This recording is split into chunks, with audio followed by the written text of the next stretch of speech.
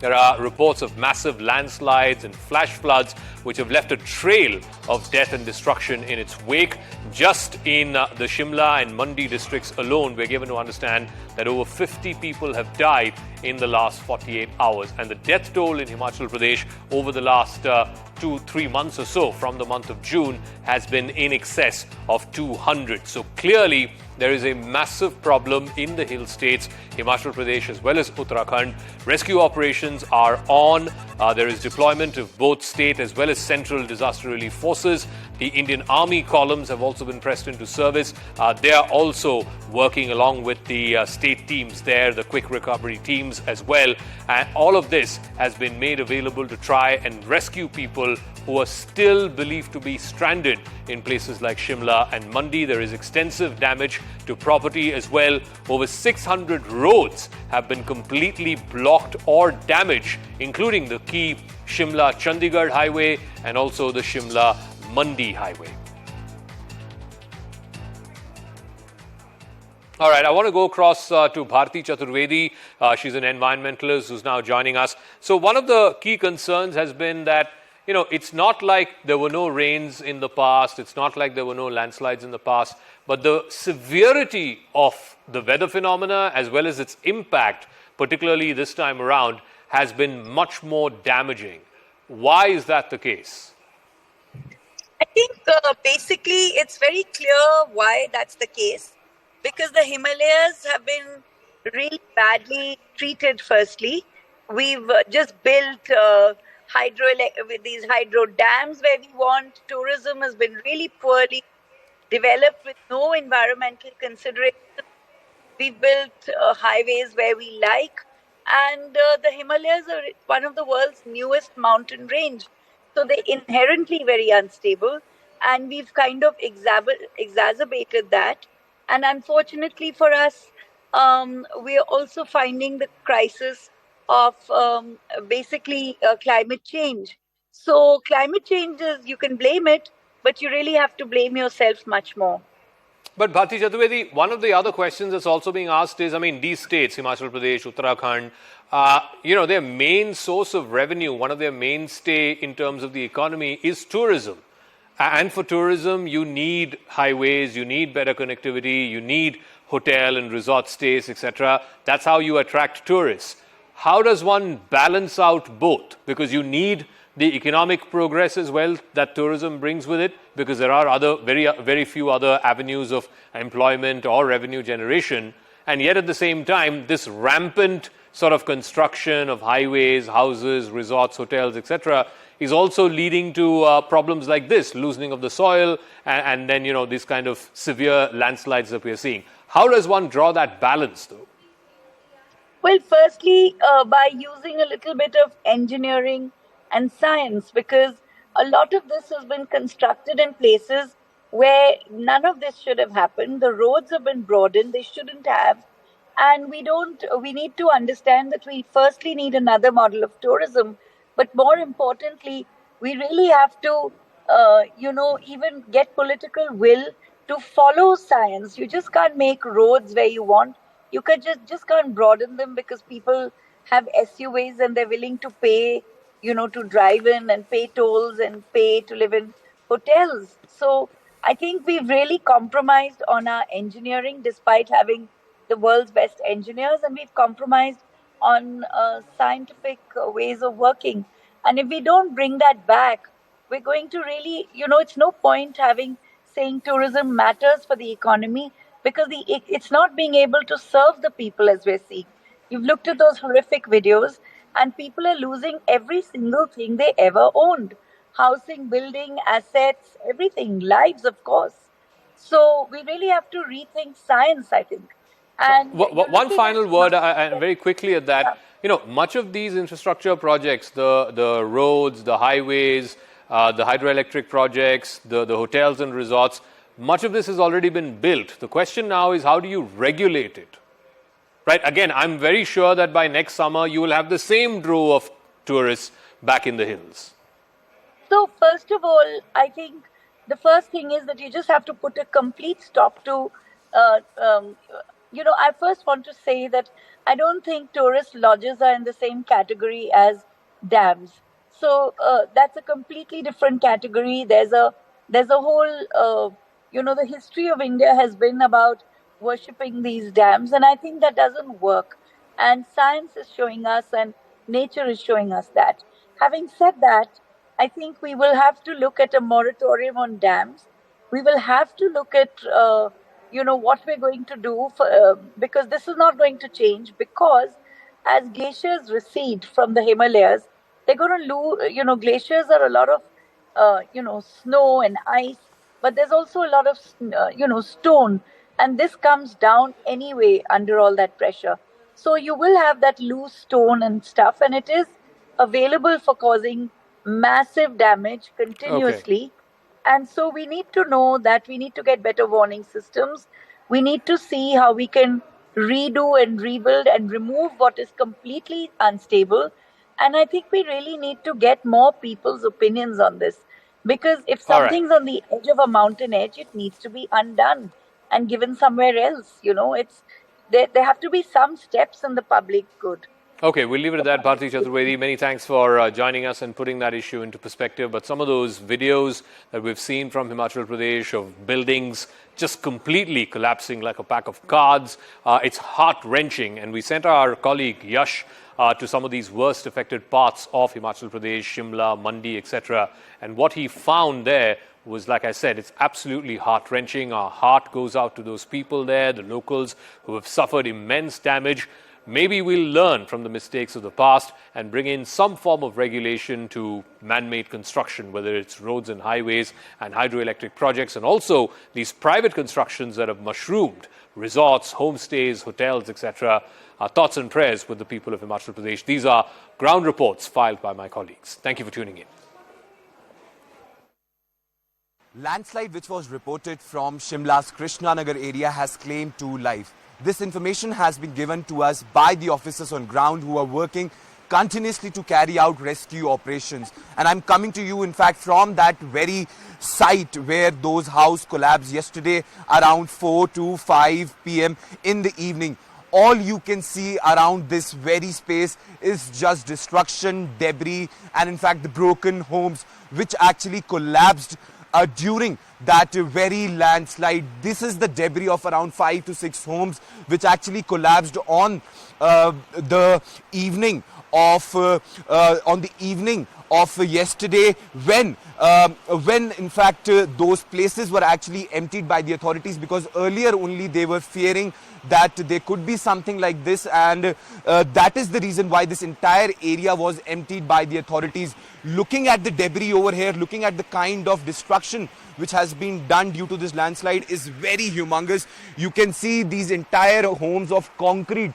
These are not, mind you, these are not wooden homes, or these are not makeshift shelters or homes. These are proper concrete homes which were washed away by, which was actually which were collapsed because of the landslide. You can see how the debris of those very homes has gone from that very top side to this very end, and you can see how cars have also been destroyed in this very case. You can see only here a car has fallen down off this very cliff, and in fact this is the story from Krishnanagar right now. In fact, a lot of lives being affected, and in fact the NDRF officials have confirmed to CNN News 18 that 2 lives have been lost in this case.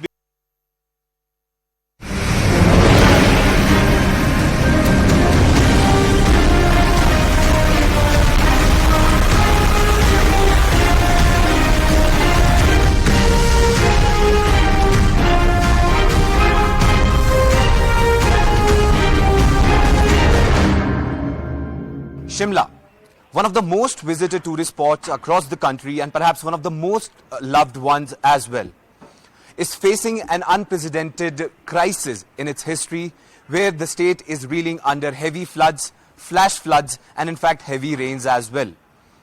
It's very important to understand the aftermath and the after effects of the floods as well. We talked about how the floods claimed many lives, but it is also very important to understand as to how the people of the state are actually bearing the brunt of this entire situation? Is it just the floods which is causing their lives to be miserable, or is it something else? Well, it's a tourist state where a lot of economics depends and economy depends upon the tourism sector.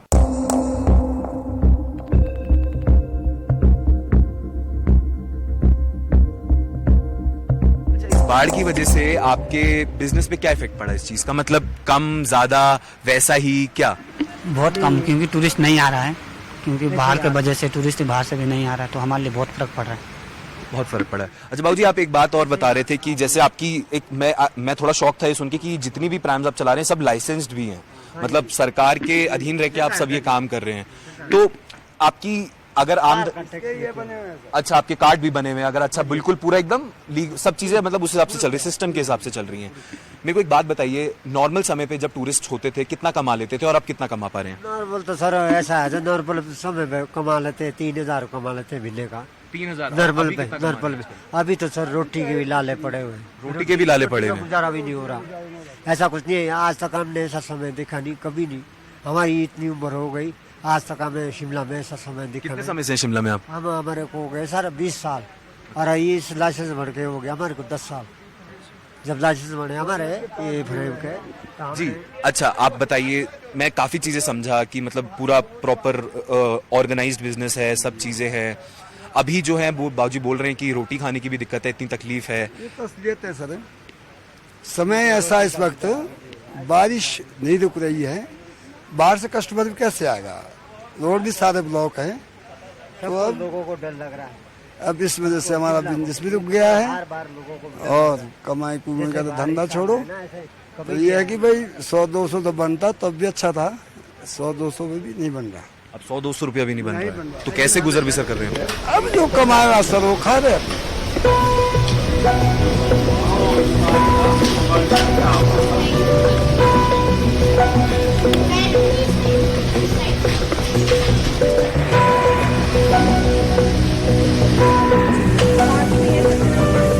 Food is something which is quintessential to every tourist who visits any place or anywhere we go. I am at Mall Road and this is Ajay Dhaba, and the owner is with me to talk about the dynamics and how their business is performing. Ajay जी, ऐसा कभी हालात पहले कभी देखे हैं आपने?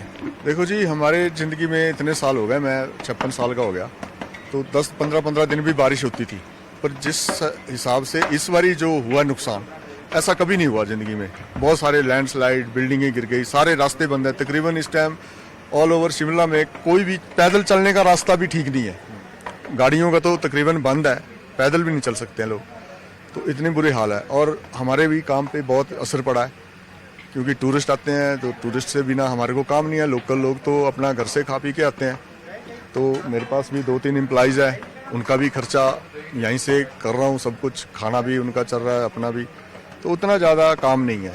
आसान भाषा में जैसे अगर किसी को समझाई जाए बात, अगर आज से जब अच्छे साल में अगर आप 100 रुपए का धंधा करते थे या 100 रुपए का काम होता तो आप कितने का काम हो रहा है? मतलब इस टाइम जो है तो कोई 10-15% काम है सारा ही। 100% पहले 100 का होता तो अब 10 या 15 रुपए का काम, 15 रुपए का काम है, उनको काम नहीं है खास कुछ भी। हमारा अपने परिवार का भी खर्चा पूरा नहीं हो पा रहा है, कुछ भी नहीं कर पा रहे हैं, तो ऐसा ही चला हुआ है सबके साथ। जो हमारे नौकर बेचारे, इनको भी हमने अभी तनख्वाह नहीं दिया, 1 महीने की रोक रखी है, तो आगे जैसे होगा थोड़ा थोड़ा इनको खर्चा दे रहा हूँ। This is the place where tourism is the prime earning source of these people. Yes, the conditions are bettering, but still there is a long way to go, because as of now many roads are blocked and tourists are largely not visiting. They're paying their visit to Shimla.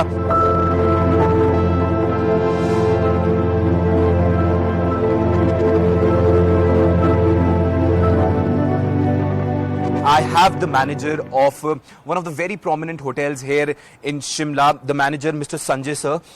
Sanjay ji, thank you so much for speaking to CNN News 18. सबसे पहले मैं ये समझना चाहूँगा, पहले Covid आया, Covid के बाद लोगों को समय लगा कोविड से उभरने में, फिर उसके बाद टूरिज्म सेक्टर धीरे धीरे खुलने लगा, अब अचानक से शिमला में फिर ये सब बाढ़ देखी जा रही है, लैंडस्लाइड देखी जा रही है। किस तरह का इम्पैक्ट पड़ रहा है आपकी होटल बिजनेस में? इसका तो बहुत ही बैड इम्पैक्ट पड़ रहा है सर। होटल टूरिज्म तो बिल्कुल नील के बराबर है, 0 ऑक्यूपेंसी अभी ना, कुछ भी काम नहीं है। कोविड के बाद वैसे ही रिकवरी हो रही थी, पर अब ये इसके रेन के कारण बहुत ही बैड इम्पैक्ट है इस चीज़ का, तो क्योंकि आपको रोड की कंडीशन पता ही है, रोड वगैरह बिल्कुल टूट गया है, तो इसमें बहुत ज़्यादा टाइम लगेगा।